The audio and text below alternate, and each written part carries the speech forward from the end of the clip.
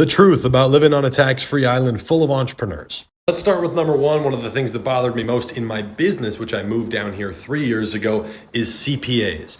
I have yet to find a good CPA. I've gone through 4 firms and they always charge you a retainer even if you don't need services provided. So every month you're paying a minimum of $550 if you're using a super bad CPA, up to $1,500 on top of what other work, filing fees, consulting, and end of the year 5 to 10 grand filing cost just to do your stuff. Ridiculous. Second, rent prices. When I moved in, we were paying about $12,000 for the apartment. I have a different apartment now. It's not cheap here. Unless you're going to living in the boonies, it's very expensive to be in the right area, safe spot with the amenities, backup generator, and especially if you need a place that's furnished.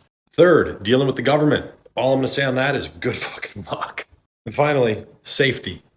It is frustrating to live in a place where you kind of want to bring a piece with you while you're jogging, but it's weighted too much. It's kind of sagging down your shorts. Really annoying.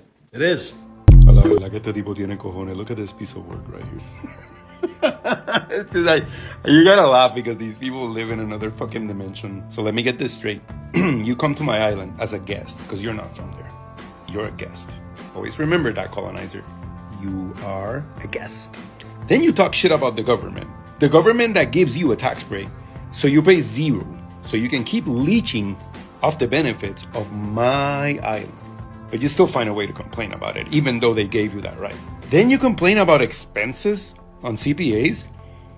You're not paying taxes, so why are you complaining about your expenses?